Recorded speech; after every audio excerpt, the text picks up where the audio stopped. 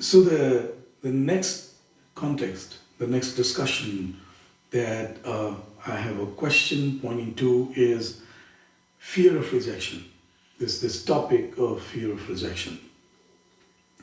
Now, I don't know if I'll be able to really add a lot to that because a lot of philosophies, scriptures, psychology, all of these fields have talked extensively on this. However, to bring this conversation in an open space again. I mean, not that it's not been done before. Again, because it's an important thing. Because a lot of people, a lot of time in their lives, in various phases, various stages, in various spaces, feel rejected, and that can lead to feeling dejected, feeling depressed. I'm not saying clinical depression here, so that's a note. It could be very different. So, but feeling sad, feeling lonely, and so on and so forth. So, what is this feeling of being rejected? So, this fear of being rejected, what does it do to one person is something else. But what is it? Let's see at the fundamental level what it is. So, this feeling that I will be rejected. So the first pointer is that there's this big I.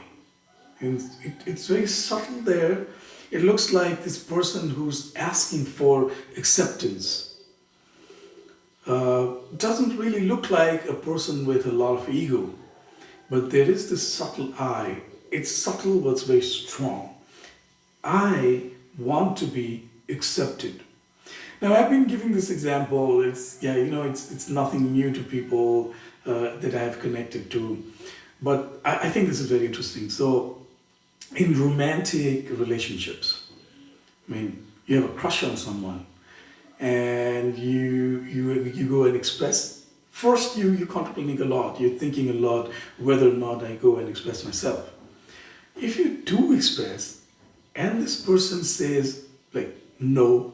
I don't know what's this no towards, directed towards. Because here's the catch. If I love someone, it cannot be rejected. What can be rejected is that I love you, therefore you must love me back. Now, because there's a choice for other person to choose. So this other person chooses not to love you back in the way I want this person to love me. But if the love is so spontaneous, if it's so beautiful to express, there's one thing to express. The other thing is it would be spontaneously expressed because love cannot be, cannot be held in the sense that we may not articulate it, but it's there. It's there, and this love cannot be rejected. I don't know. As a parent, I don't think that my wish to be loved back can be a possibility even, because for me as a parent to love my child is so natural, so spontaneous that I don't even see that there's a need for asking it back, asking to be loved back. So that's one. That's one layer. The other thing is there is nobody outside of us. So that's point number two. There's nobody outside of us who has this ability, capacity, or even authority. I'd give it a big word.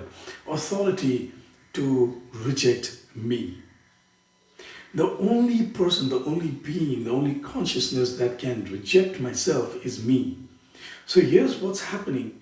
We think that we are being rejected by the outside.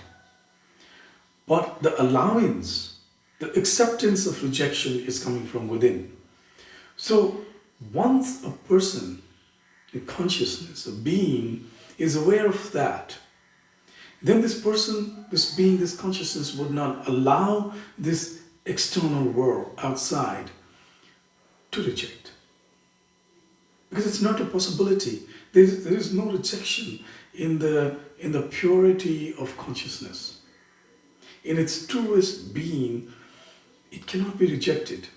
And the recognition, the awareness of this itself is a journey towards healing. Then we can also apply a lot of these thoughts like, where's this subtle ego? Where's this subtle I? And what is this subtle I thinking? What is this subtle I motivated out of? Inspired by? And then we can see how this I is motivated by emotions, feelings, thoughts, beliefs, so on and so forth. And the more awareness, the more one would come to the being. And once one comes to the being, this being can never be rejected. Thank you.